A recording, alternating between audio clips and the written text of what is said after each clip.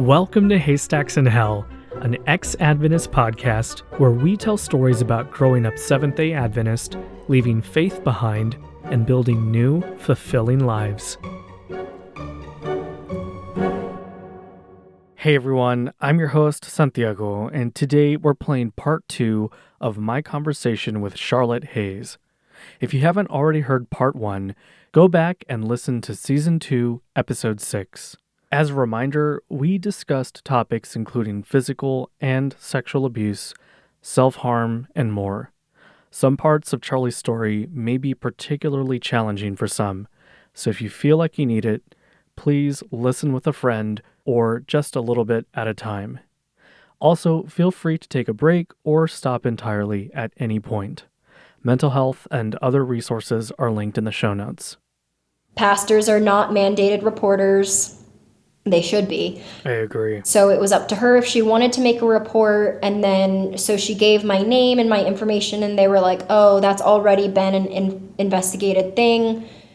We'll put it down in the file, but it's already been closed. And so she was kind of also, again, out of luck.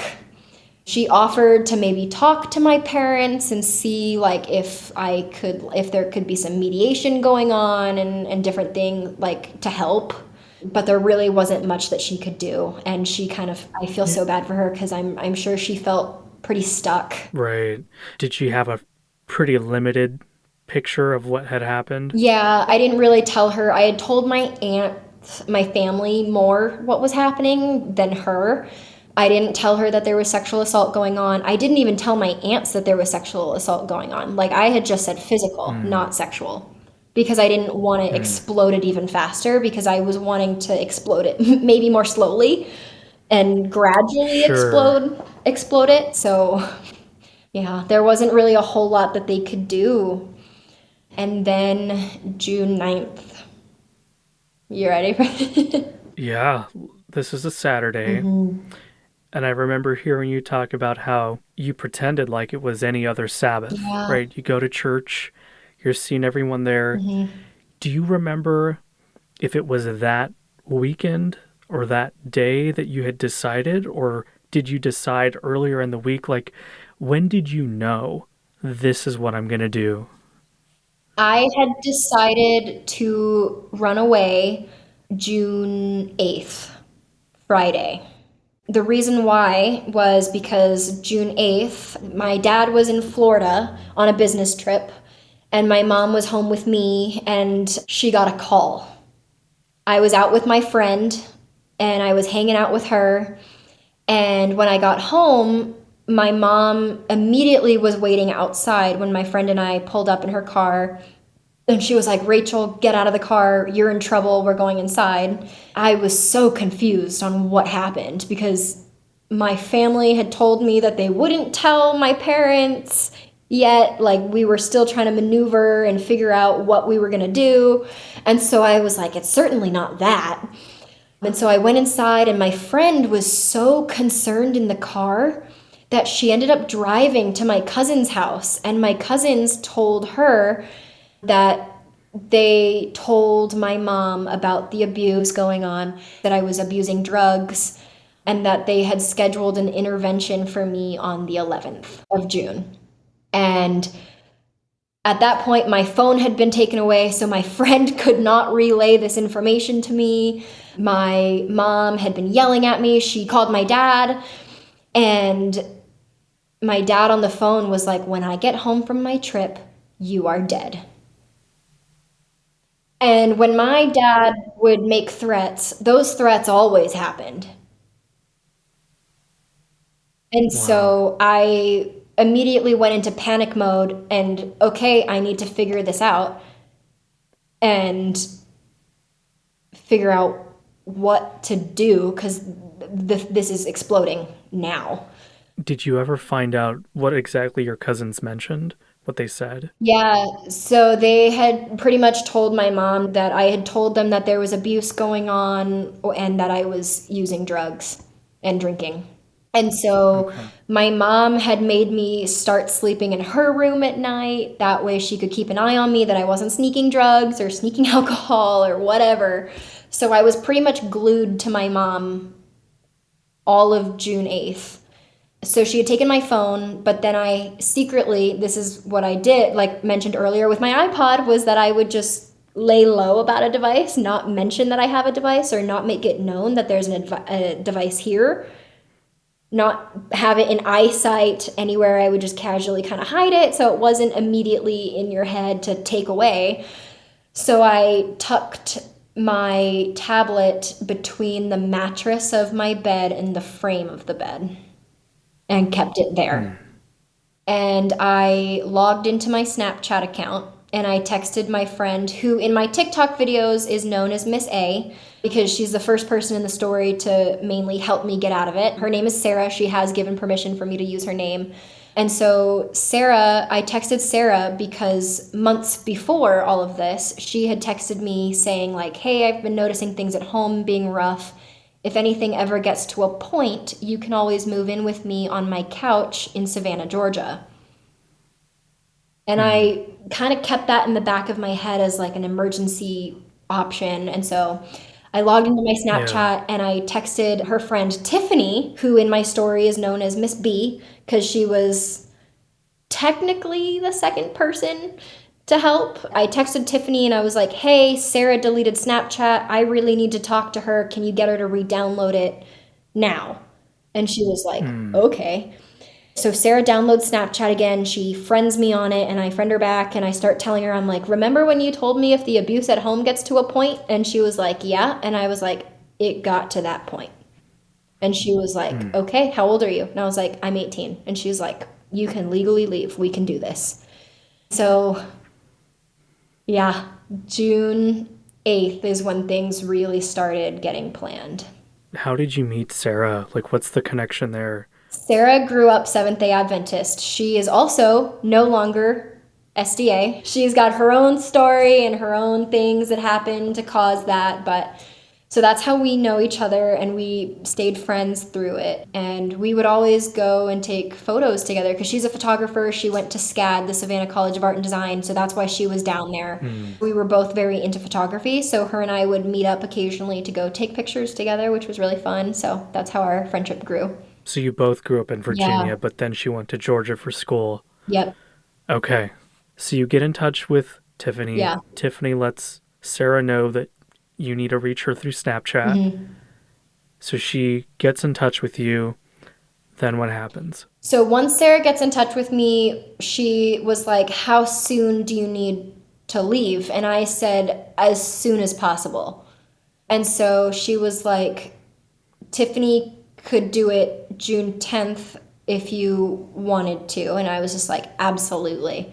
And so we're in a group chat. We made a group chat on Snapchat and we're talking to each other. And Tiffany was like, I can take the few days off of June, like after June 10th, I can take the 13th through, I think, the 15th off from work to be able to get you down to Georgia. And so we're figuring that out. We're figuring out how this is going to happen. She's like, what is going to be the safest and easiest way for you to be able to leave your house? And I said, I think I should do it when they're sleeping. And she was like, so around midnight? And I was like, I don't know, midnight. I mean, in the moment when it's so high stress, by the time it's midnight, my mom was definitely asleep. She took trazodone to go to bed. She was an insomniac, so like she was out. But I was still in my head about it. And I'm like, I don't know, maybe she's just maybe not asleep enough. And so I was like, what about 3 a.m.? And she was like, okay. So we settled on 3:30 in the morning. Yeah, that was wild. So the night of the 8th, we figure out the day, we figure out the time that I'd be leaving, and then we started picking out names because at the time my name was Rachel Grace. And so I was like, I really don't want to be Rachel anymore. Like if I'm leaving, I'm changing myself. I'm going to be a new person. I don't want my past with me.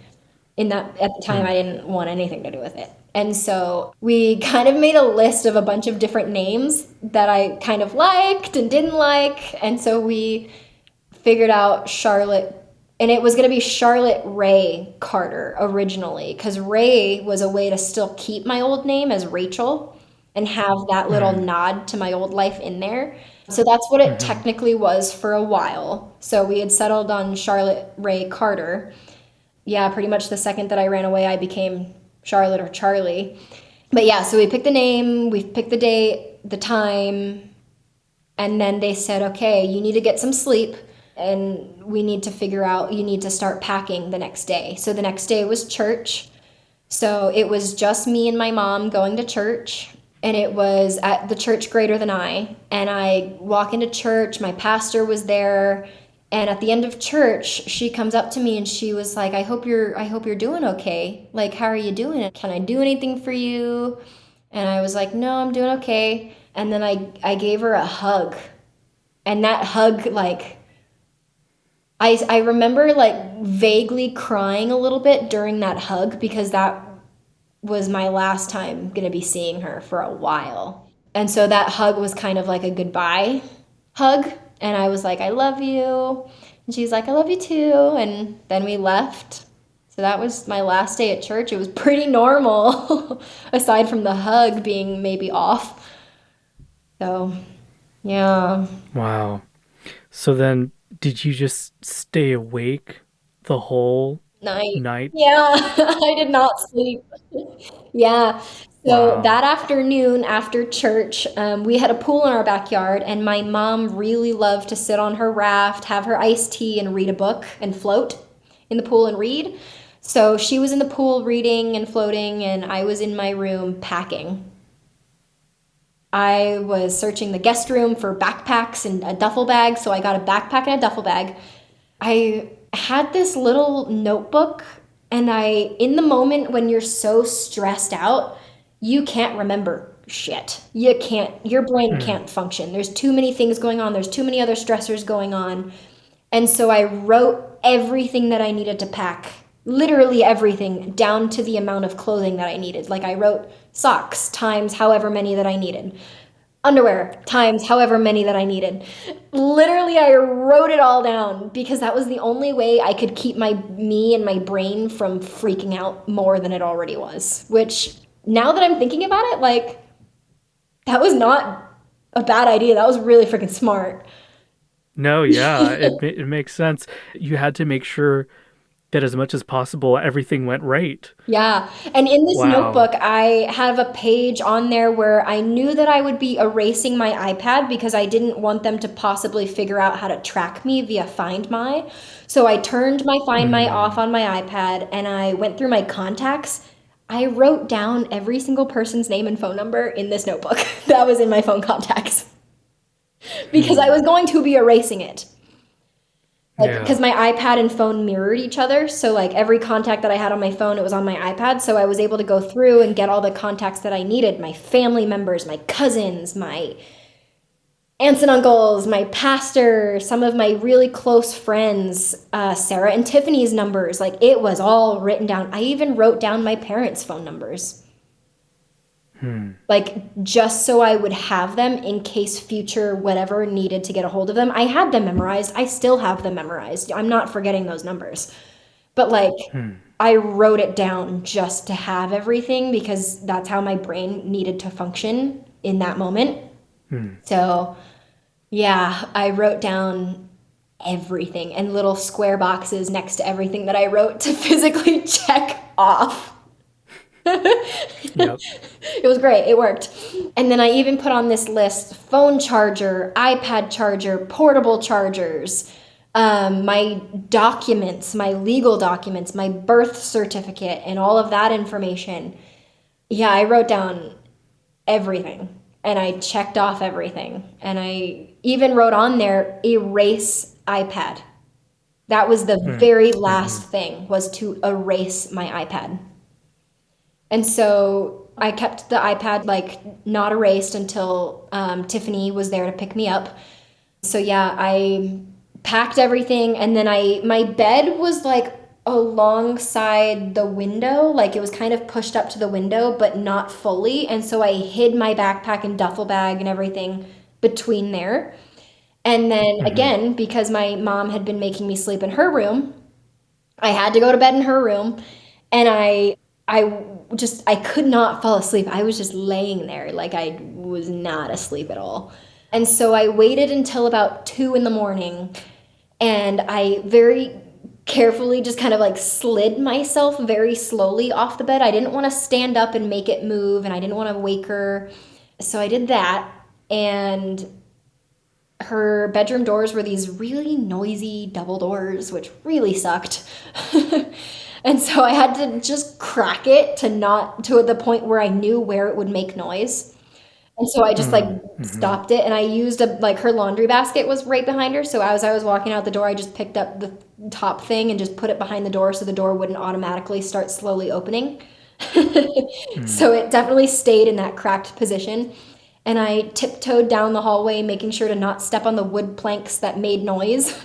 Because you learn when you're living Yep. in a house with abuse, you learn what steps make noise.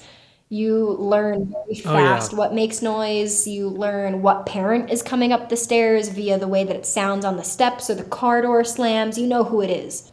So I Yeah. went to my room. I finished up some last minute packing with the portable chargers. I unplugged those because those were charging. I didn't know if I needed them or not, but I wanted to have them.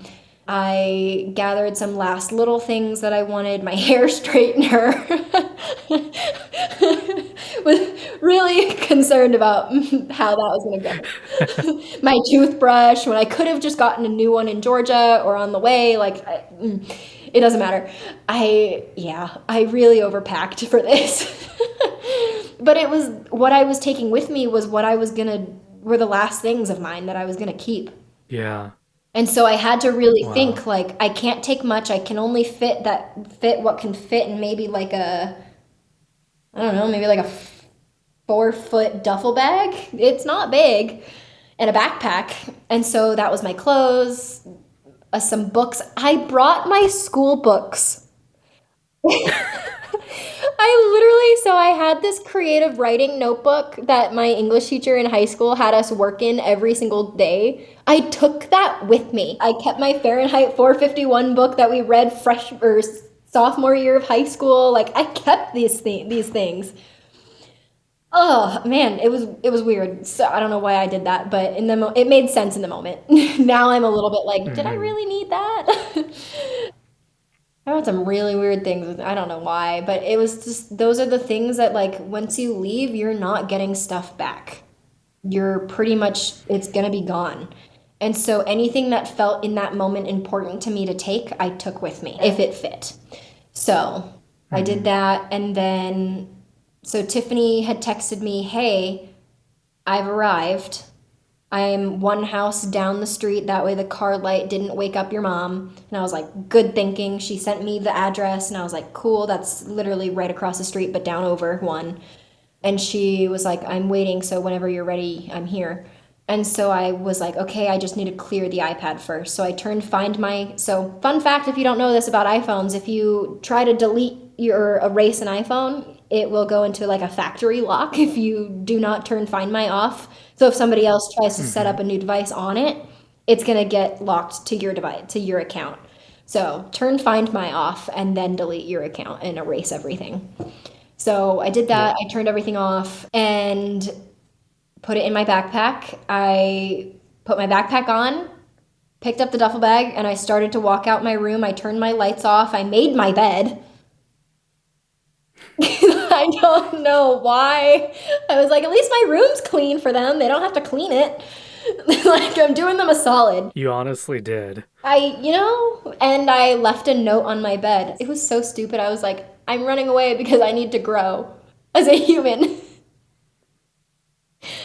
I didn't know what to say. And I was just like, I love you both. Bye. And that's what I left.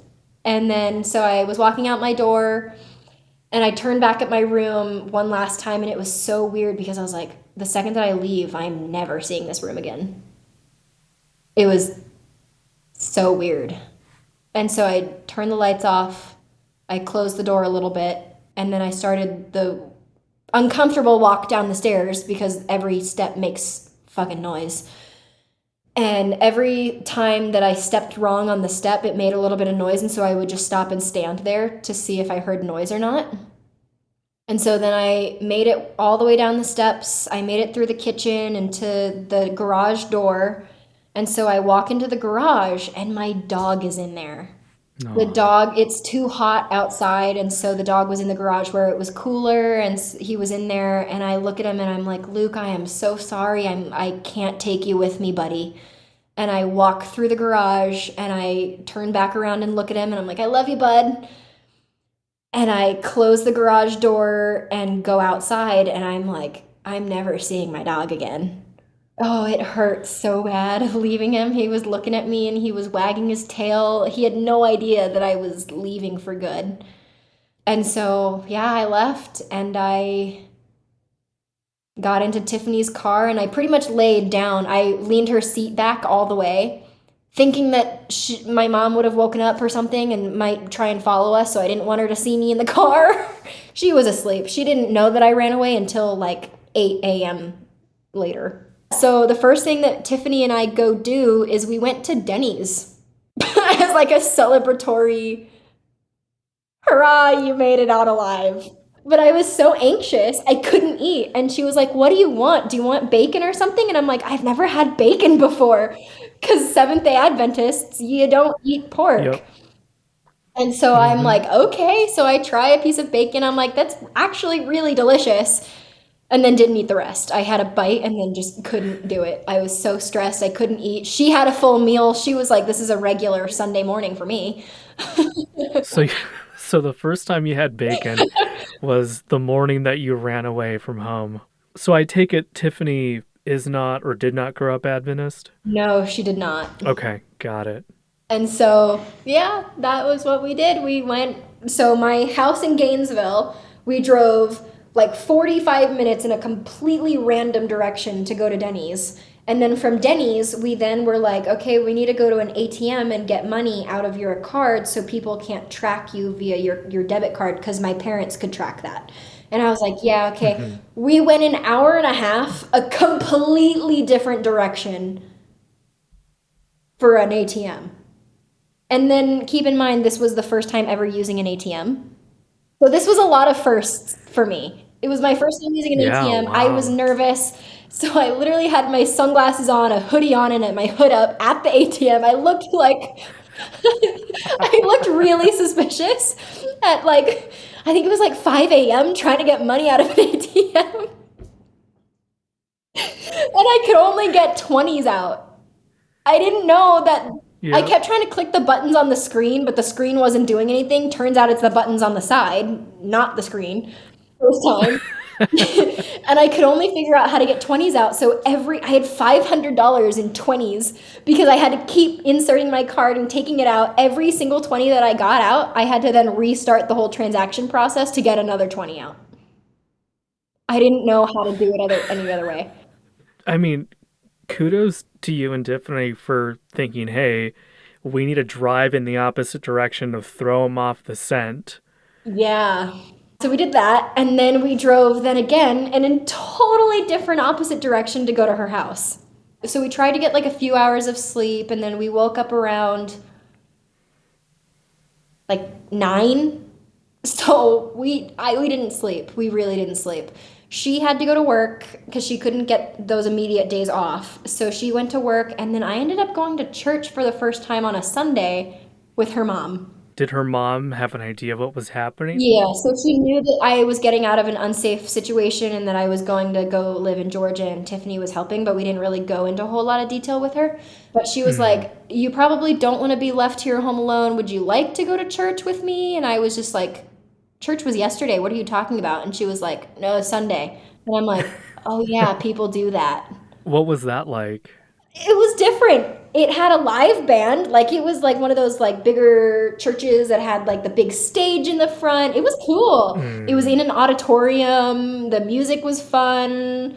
Yeah, it was just really weird to me because I had already gone to church the day before and here I am going again on the next day, which was a Sunday, which was weird for me. So I was Yeah. like, I've really gotten churched today. So, okay. The past 2 days of church. Woohoo. So yeah, I spent the next day on Monday. I spent the day where my friend was working. I hung out where she was working, and so hung out there all day. And then we went to bed, and we got woken up very early the 13th, June 13th, very early in the morning, because Sarah had called us and she was like, your dad was here. And I was like, what? And she was like, yeah, so they found out that you ran away. And I'm like, yeah, that's fair. They would have noticed by now, definitely. And she was like, your mom called your dad freaking out about wondering where you were. I don't know where to look. And so what they did was, because my dad was already in Florida, he was going to start driving back up to help look for me. He was like, I think her friend Sarah lives in Georgia and they've recently been hanging out a lot. So, like, I'll just give her dad a call and see if I can get her address. It was random that he went there because he didn't know that I was going there. He contacted Sarah's dad. Sarah's dad told him her address, and he literally slept outside. June 10th, he slept outside overnight in his car to wait for somebody in her apartment building to open the door so he could slip in. Oh, wow. So he slipped in, he went up to her apartment, he was banging on the door, he was freaking out. He was like, have you heard from her? Have you seen her? Have you talked to her? And she was like, no, I haven't heard anything. I don't know what's going on. She played it off very well. And he was like, okay, if you hear from her, let me know. And then he left and then continued to drive back up to Virginia. I got to imagine that y'all were not expecting that, right? No, I was not expecting that in the slightest. I was like, what? How did he figure this out so fast? But no, he had no clue where I was going. What I had also done, which was super smart of me, was I had left clues around my room that I was going to Ohio. I printed off a map of Ohio, left it in my room. I just casually left some random things about Ohio in my room. So they ended up thinking that I was going to Ohio, and they almost drove there to go see if I was there. But that took them a few days to figure out. Nice. You really put a lot of thought into that. Yeah, I work well under pressure, apparently. Yeah. So Sarah calls you early in the morning. She lets you know what happened. Then what did you all do after that? After that, we pretty much decided that it was still safe to continue with the plan and still move to her place. We got up pretty early and we drove from Virginia to Savannah, Georgia on June 13th. Because we had left really early in the morning, we beat the Richmond traffic, and then pretty much all the states from Virginia down to Georgia at that early in the morning, there's nobody on the road, so we were speeding. We got there in like 6 hours. It was fast. Like, it's a long drive, but no, we got there freaking fast. Listening to Hamilton musical going down, like it was a party. Listening to Party in the USA, Miley Cyrus, it was fun. Nice. Yeah, that was like the first day that I didn't have as much anxiety that I was having, because even like at night when I was sleeping in Tiffany's room before we had left for going down to Georgia, every time a car passed her place, every time there was somebody walking outside in the neighborhood, I got anxious and thought it was them. I thought that they had found me. So then you end up in Savannah, Georgia. You're in Sarah's apartment. Yeah. Had you been to her place before, or was that the first time? No, I hadn't been. And so we got in, she met us outside because she brought us in the back way up the elevator, and we go up into her apartment and I drop off my stuff. We kind of sit and we talk about how my former dad was there, what the plan going forward is going to be kind of looking like what we need to continue to do, what safety measures do we need to think about. Sarah's very logistical, so she was very on that with it. So we made a rule to always check the peephole if somebody knocked, make sure we know where each other are in downtown, because even though it's Savannah and it's a touristy town and it seems great, it's not always the safest place by yourself in some areas. That was pretty much it. That first day, she gave us a tour of Savannah. So my first whole day there was just touristy day, like vacay. And Tiffany was there, so she wanted to see Savannah too. So we went to a place called Little Duck Diner, which best biscuits and gravy ever. Ever. If you're ever in Savannah, Georgia, please go to Little Duck Diner. You will not regret it. So freaking cute, such good food. It was amazing. And so, yeah, that first day was pretty much just a tourist day. Got to check out some cute shops. And when we were looking at the shops, I was definitely kind of eyeballing what places had like help wanted because I wanted to get a job to be able to continue to have money and to figure things out. So that evening, I told Sarah, I was like, hey, I'm gonna go for a walk for a little bit. That okay? She was like, yeah, cool. Just let me know. Keep me updated. I was like, cool. And so I'm walking and I find, oh, it ended up being a really not fun job. A hot dog stand.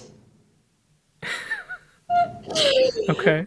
And you were in these sheds that were so freaking hot, and they had me working the ice cream side, but it was still so hot in there. You're sweating your ass off in this hot dog ice cream stand. There were two different stands. Anyway, so I asked them, I was like, hey, are you guys hiring? And they were like, yeah, we actually need somebody to run the ice cream half. And I was like, I just moved here. I'm looking for a job. I can start tomorrow if you need me to. Like, I can start as soon as you need me to. And they were like, great, you're hired. And I was like, by the way, I also Wow. don't have a bank account for you to pay me. And they were like, that's totally fine. We can pay you under the table and no tax removed. That's totally fine, which worked. So I had Wow. a job within the first 24 hours of moving to Wow. Savannah. You moved quick. I did. Yeah. And I went back to the apartment and I was like, I got a job. And Sarah's like, you did what? That fast? I was like, yeah, I need one. I lasted at that job for a solid 2 weeks before quitting. It sucked. Sounds like it. Yeah. Any service industry job I can imagine is difficult. Like I'm sure a lot of the people who are listening like they already think like this, but please, if you're ever out, whether it's somebody who's working in retail or at a restaurant or at a hot dog stand, be nice. Yeah. Be nice. Like don't be rude, don't be demanding. Yeah. And it was a bunch of like touristy people, and a lot of them were, it was hot. It was June in Savannah, it's in the hundreds. It was freaking Hmm. hot, and everybody's cranky, and everybody just wants ice cream, and so it was not fun. So I quit and then got a job at a coffee shop, which was so much better. It had AC. I made coffee. I could have a free lunch and all the coffee that I wanted, and sweet tea, which, oh my goodness, sweet tea is amazing. So yeah, that job ended up proving to be so much better. Which that coffee Nice. shop, it was called Our Daily Bread Cafe. It was a Okay. church owned coffee shop that I got a job at. And I abused my Seventh day Adventism perfectly. I was like, I grew up Seventh day Adventist. I'm totally churchy to get this job. And they agreed to hire me like, not on spot. They were like, we're going to think about it. You don't have an ID. You don't have a bank account. This is kind of sketchy. And I was like, what if I did 3 day trial? If you don't think that I can do the job, that's totally fine. And so they were like, okay. So Hmm. I went home and I Googled the machines that they had. And in that moment, you're just in survival mode that you learn things quickly if you really need to on the fly. And I memorized how to fix the machine somehow. Hmm. And that first day of their trial, their machine broke. It literally malfunctioned, completely broke. They couldn't have espresso. And I was like, I know how to fix this. And they looked at me and they're like, you don't know how to fix this. And I'm like, oh, no, no, no, you do. You need to pull this, fix this, clean that, and then replug this in, and then close this piece and put the piece into here and then fix it. And it worked. And they were like, how did you know how to do that? And I'm like, I really want this job, and I took time to learn how to do things here. And they were like, you're hired.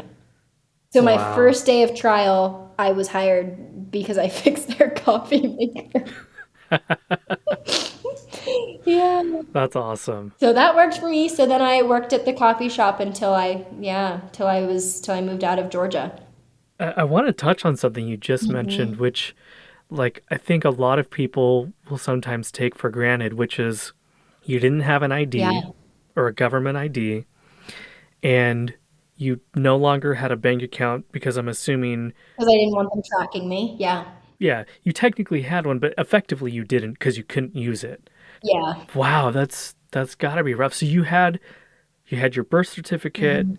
but that can't count as government photo ID, I had right? my school So, student ID, which I thought to bring that. Like mm, I brought all of it, and so I just gave them all the documents that I had. I'm like, here's my social, here's blah blah blah blah blah. we're going to talk about this in a little bit, but yeah, not having an ID turned out to be a very big challenge for Yeah. you, which I want to ask you about in a little Mhm. bit. But so you basically just you had never driven, you didn't have a driver's license at this Yeah. point. Nothing. And was that intentional or was it just something that you weren't super interested in? It was something that my parents didn't want me having because then I'd have a way to leave their home and I'd have more independence. They very much wanted to keep me home. I'm glad you mentioned that because that's something you've touched on before, which is on TikTok, you'll talk about how you ran away at 18. And some people in the comments, That's just leaving. yeah, they'll be like, no, you moved out. That's just moving out. Yeah. But no, you truly felt like you had to do this in secret because you felt like you would have been kept there against your will. They would not have let me leave. Correct. And I make that super known on there. Like every time that I can make a video on that, I do because it's so important. Like it is escaping, it's running away if you are physically not allowed to leave. I would like if I Hmm. had come to them and I had said, "Hey, I'm going to move out and go move to Georgia with Sarah," they would have said, "Hell no." They would have made my social circle even smaller. They would have not let me do anything. They would not have let me out of their sight to let me do that. They would not have let me. And so that's why I had to go this route because it was the only way to safely get out. So, how long in total were you with Sarah in Georgia? So I was with Sarah in Savannah, Georgia from June 13th to about August 13th. And during that time, you've talked about on TikTok how your former parents actually did manage to find you. Yeah, So I'm curious, like how do they go from potentially thinking you're off in Ohio after they realize you're not at Sarah's initially? I told them, which you're probably Oh, like, okay. oh crap, you did what? Yeah, during that 2 months with Sarah, just mainly the first month with Sarah, we were talking about it often. How I'm 18, they cannot call the police on me. I cannot be forced back. It's my choice to be gone. There's no legal issue here for me Hmm. because of this. And so it kind of just boiled down to a point where it's like, you know what? I don't care if they know. They can't do anything. So I called them and left them a voicemail and said, I'm living at Sarah's now. I'm safe, but I'm not coming back home. And I hung up. And that was it. And then later that week, I actually got a package in the mail that showed up to Sarah's apartment. There was a few gifts from them, which was really random. And then they paid off my phone. They gave me my phone back. So they paid off the phone. There was a little note in there that said, paid in full, my gift to you on there, which is a little weird. And a notebook that had, it was a Bible verse notebook. It was like a regular notebook that you can write in, but in the little corners it had different Bible verses. And the first one on Hmm. there was Jeremiah 29:11, which is the I know the plans. plans I have for you, declares the Lord. Yep. That was the verse that I really liked growing up. And so she was like, it's your verse. And so I was like, okay, like it was a little weird. Yeah, so this is the notebook. So it said Jeremiah 29:11, for I know the plans I have for you, declares the Lord, plans to prosper you and not to harm you, plans to give you a hope and a future. And then my mom and my dad wrote in there saying, Dear Rachel, this is your verse. In this book, write something positive each day. Okay, we love you so, so, so much. You will always be our daughter. Love you, mom and dad. Wow. Just for you to be able to see that. Yeah, you really did take pictures of everything. Yeah, and the verse was up here, and yeah. Do you think some part of them was trying to make amends through that? I don't know. I think they just sent it to send it. I don't know their motive behind it. Have no clue. I'm struggling, and I, I'm not going to be able to understand. I don't need to understand, but part of me is confused, and I'm sure you must have been too growing up, because it sounds like there's this dualism where they're telling you they love you. They're sending you a gift and they're saying, "Hey, this is your favorite Bible verse." Hang off my phone. And yet they must have known you left for a reason. Mm-hmm. They're adults. Yeah. Like your former father must have known that what he was doing was absolutely not okay. Like I can't understand. Yeah, I have no idea. If you don't mind me asking, like, do you think that your former mom knew what was going on at night and in general? Yes, she knew. So after things happened, especially, so trigger warning, after the sexual assault, she would actually have me shower to make sure everything was cleaned off. Wow. Yep. So she took an active part in covering it up. Yes. Wow. That's wild. So they knew. I mean, they both had to have known you had every reason to leave.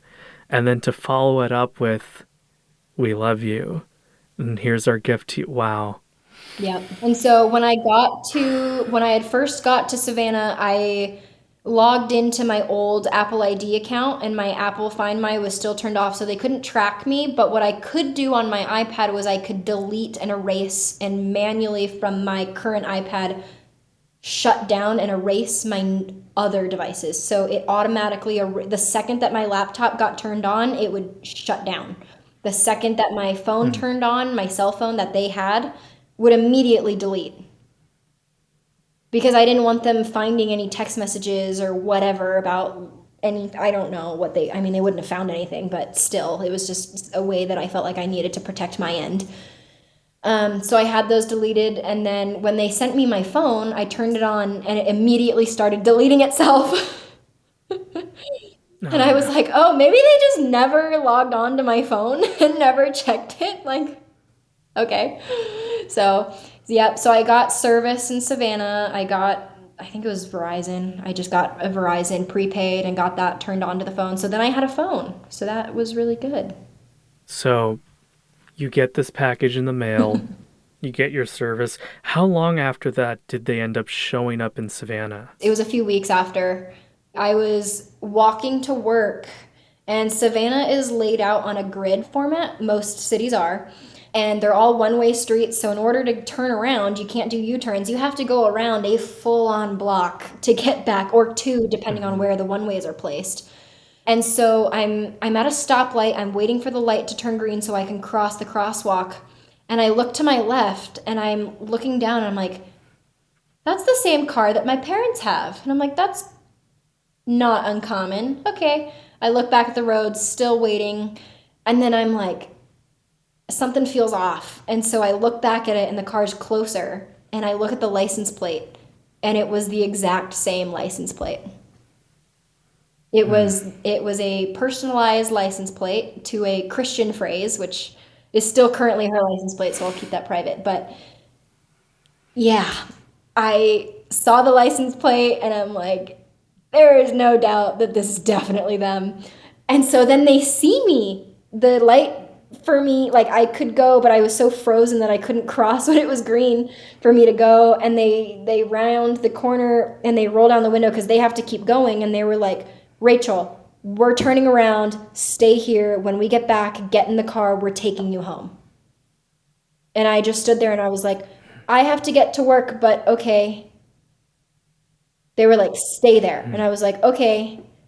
And so then they turn down Broughton Street because they had to go down that way to get around and whatnot. But the second that they were out of sight, I didn't even care that the light for me was like red. I had to wait again. I didn't care. I saw an opening and I took it and I sprinted across the street before cars came. Cars were definitely honking at me for being an idiot.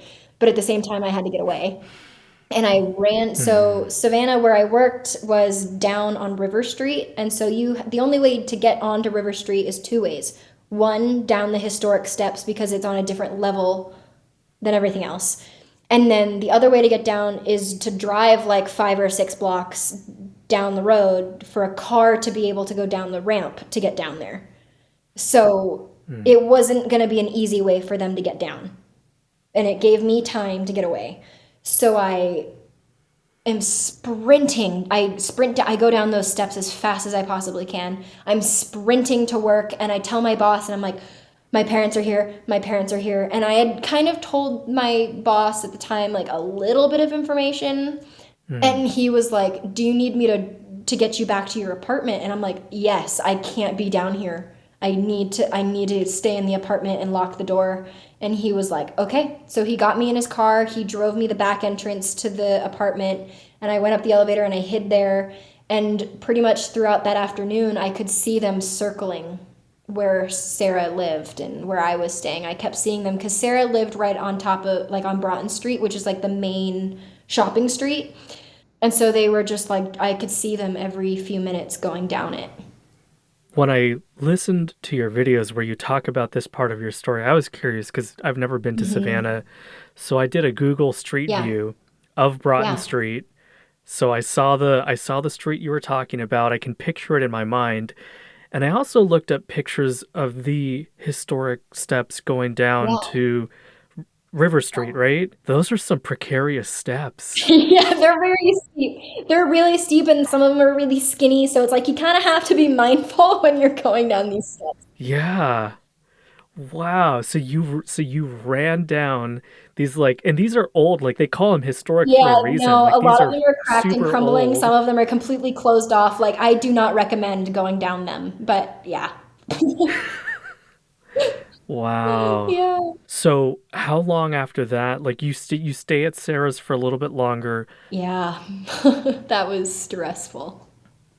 So you were with Sarah for 2 months, and then you managed to find another place to go. I want to hear, like, what's the background to that part of your story where you end up moving out of Sarah's and into another home? Yeah, so growing up, when I was going to the Manassas Seventh-day Adventist Church, there was a couple there that I was familiar with but didn't really know. They were acquaintances. The conversations were always, "Hey, how you doing? Okay, bye." And then they were only there for a few years until they ended up transferring over to the church that was then called Greater Than I, that I ended up going to later, that I was able to go in sweatpants. Yeah, it was kind of weird. I had logged into my old Facebook account under my old name, Rachel Grace. I was seeing who messaged me and what the rumors were, of why I left and who knew and how much people knew. And so I had gotten a message from the couple, and they were like, "Hey, we noticed that you're no longer, you and your family aren't coming to church anymore. Like, are you doing okay?" And I was like, "Yeah, I moved." And they were like, "Oh, did you and your family move too?" And I was like, "No, it was just me that moved." And he was kind of like, kind of suspicious. He was like, "Can I ask about why you suddenly moved and your family's not coming back to church? Like, what kind of happened there?" And so I explained to him, like, kind of the cookie cutter version of it. Like, it wasn't safe. I had to leave. And he was like, "Oh man, I'm so sorry." And he was like, "Would it be okay if I told my wife what we talked about?" And I was like, "Yeah, I don't really care." So he was talking to his wife about it, and apparently she made a joke about, "Oh my gosh, we should adopt her." And he was like, "No, we can't adopt an adult." She was like, "Oh, that's true." But after like a month and a half of texting back and forth, they were like, "Hey, do you have time this evening to FaceTime?" And I was like, "Yeah, that works."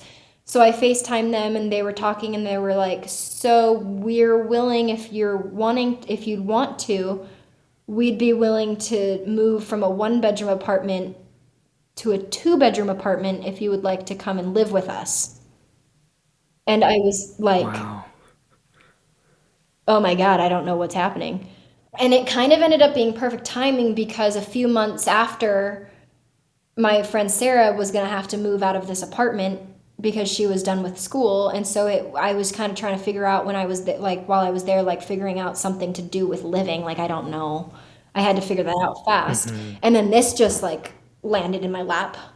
And so I talked to Sarah about it for a few days, and Sarah was like, these are really good people. I think you should do it. I trust them. Because she also knew them from growing up in Virginia, right? At the same church, we went to the same church, and she also had gone to Manassas Adventist Preparatory School as well. So I knew her through my school and I knew her through church. So yeah. Okay. Wow. I mean, what a generous offer for them to make. Yeah, it caught me off guard, and I definitely was worried if I could trust them because they knew my former family, and I just was like unsure if this was going to be a good choice or not. Leaving a home because of an abusive situation, you're in a vulnerable position, right? Because you're with your friend, but you were going to be without a place to live. Mhm. And so this could have been an attempt by some people, if they had nefarious Yeah. intentions, to further prey on you. And just so thankful to note that they had good Yeah. intentions and that they were really truly being generous and genuine people. Yeah. If I'm not mistaken, they were still living in Virginia at this time, right? Yeah, they were living in Ashburn, Virginia. So that's 45 minutes away from Gainesville. Okay. How did you feel about the prospect of being only 45 minutes away from your hometown? Absolutely terrified. Absolutely terrified. But it ended up being okay. I had a plan. I don't know how I was so good at planning this, like it just worked. But my friend in high school, she was taking a trip with her dad down to Georgia that I used to take with them for that week every summer growing up. Or not every summer, but like most recent summers. And so they were like, hey, we're doing our summer trip again if you'd want to join. And I was like, oh crap, this is actually perfect. I'm already in Georgia.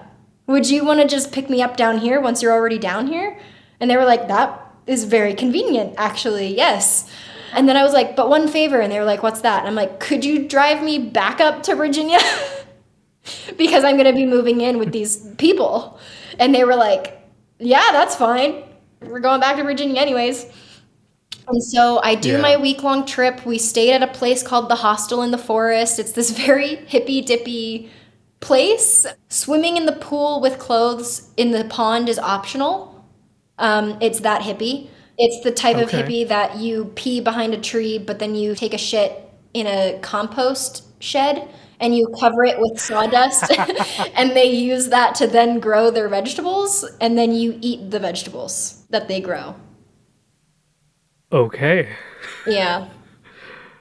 Wow. Okay. Yeah, it was a weird one, but kind of nice because it's off grid. There's no phones allowed. You can have your phones in the cabins in the places that they have you sleeping, but you can't once you leave your place, you have to have it off. So it's very peaceful. It's in the middle of nowhere. The people there, they are so nice. Like all of them are just so genuinely to their core very kind people. Like they all have good Hmm. intentions for you. They want nothing but the best for you.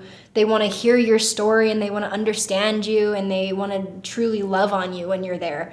If people go there, I definitely recommend it. It's called The Hostel in the Forest. It's in Brunswick, Georgia. It's a hostel. You get free dinner. You have to have your own breakfast and lunch, but dinner there is provided for via the shit vegetables that are grown. But other than that, it's amazing. Obviously, you have to do your due diligence and know what you're getting yourself into. But yeah, for anyone who's traveling, who wants to travel on a budget, a friend and I went on a trip a couple years Mhm. ago and we stayed in hostels as often as we They're so could. great. It's awesome. Yeah. You'll meet some interesting characters. And I want to say, like, pretty much all of my experiences were positive, with one exception. And that was because we bought it on booking.com. Do not get hostels on booking.com. Yeah, go to Hostel World. Pro tip via my friend who is an expert in booking hostels. Get the Hostel World app because they actually do their due diligence. And every hostel we stayed in, yeah, as far as I can remember, every hostel we stayed in that he booked through Hostel World. Great, great place, affordable, clean, good people, never had anything stolen or lost. Like, yeah, I'm sorry to bring us on this tangent, but yes, hostels. Are great. Yep, I agree. They're definitely quirky and some of them are weird, but I definitely recommend them. After we stayed at the hostel, we then went to Florida. And in Florida, we stayed in a Okay. town called Gainesville, Florida. So, back in Gainesville, but a different Gainesville, different state, Florida.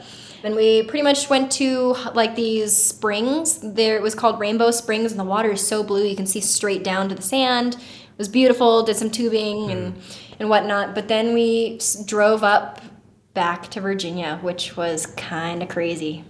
It was kind of weird seeing all the places that we had stopped when I was going down to Georgia and to be retracking back up. It felt kind of like a setback, but also not, if that makes sense. So you move in with this couple. Yeah, the night that they picked me up, my neighbors, earlier I mentioned my neighbors that use the tweezers to pull the carpet out of my arm. They opened up a brewery in Old Town Manassas.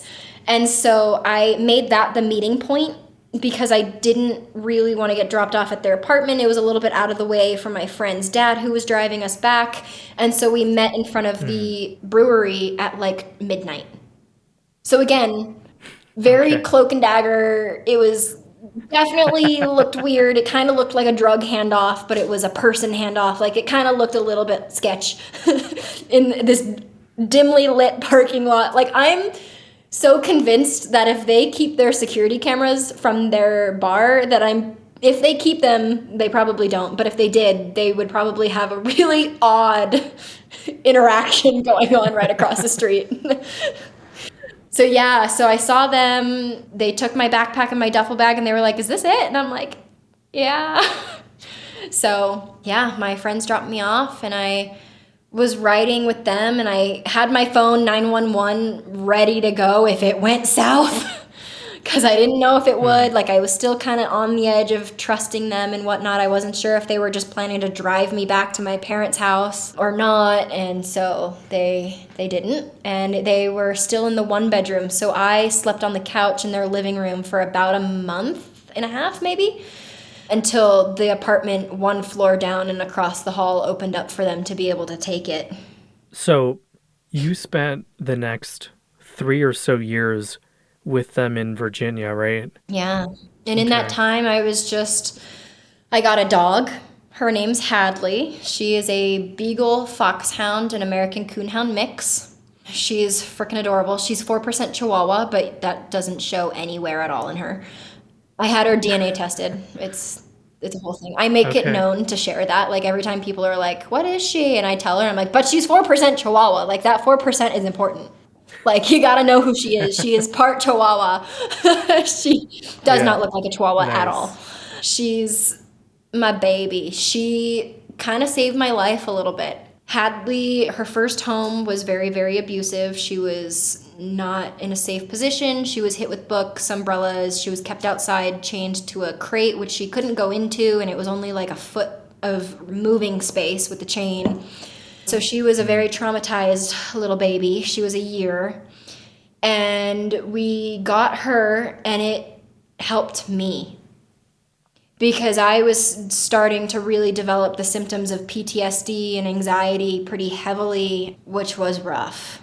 I didn't want to leave the apartment. I didn't want to do anything. I didn't want to go out because I didn't feel safe going out because I'm living 45 minutes away from my former home. I'm with these new people, kind of hard to make friends once you're not in school. Like it's different. And so they got me a dog. I convinced them to get me a dog. Having Hadley, it helped me with getting out of the house. It helped me with my anxiety because I had to, like when she was scared from fireworks, I would like pet her and I'd be like, "It's okay, just breathe." And I was petting her, and it helped me learn to regulate myself by having to learn to regulate her and her emotions. And it taught me that if I get upset and get loud, that it hurts her. It scares her. With PTSD, like your responses to normal things that people might find mild stress is big stress to somebody with PTSD. And so I would melt down over the littlest things. But because of Hadley and her trauma, I had to learn how to calm myself down. That way it didn't scare her, and it taught me how to be okay. And it gave me something to come home to. I had like the people that took me in, but I wanted the dog just added a new, because she's my dog. She was not their responsibility. She was only mine. Like, I was taking care of her. I was feeding her, doing all the things. Of course, they helped when I needed it, but it gave me something to live for, because during those months it was dark. It was really dark. Yeah, no, I can only imagine being that close to home and just like everything you'd been through. Yeah, especially because like during those 2 months in Georgia, I was still very much kind of like in a shock state. Like I wasn't really, it hadn't sunk in what I had done by running away. Nothing really like registered or processed completely. Like obviously I knew I ran away and everything, but it really truly, the ramifications of what I had done did not sink in until I had moved in with the couple that took me in. You've talked about coming to the realization that there was one major issue related to you leaving, which was that you didn't have the proper documentation to get a driver's license. Which I can only imagine how much of a challenge that was.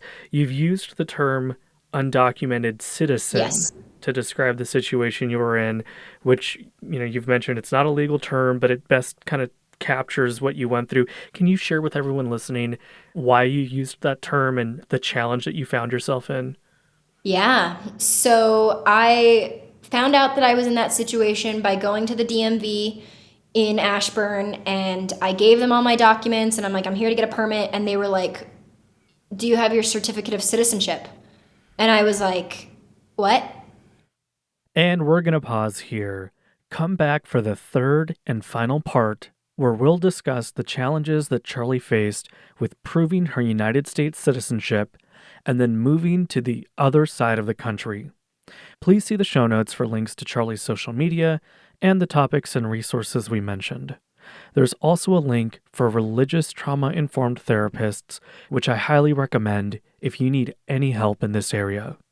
Lastly, I want to remind everyone that we're still raising funds for the Dunk family. You can find details about this in the very first link in the show notes, and remember that I am personally matching every donation between now and the end of 2023. So if you donate $10, they'll get $20, and if you donate $50, they'll get $100, and so on. Once their funding goal is met, that link will be replaced with any future mutual aid goals that come from our community of listeners. Thanks for listening. If you have a story to share about your Adventist or fundamentalist experience, we'd love to hear it. You can submit stories on our website at hell.bio. That's HELL.bio. Or leave us a voicemail at 301-750-8648, and we might feature it in a future episode. Thanks again for listening. We'll see you on the next one.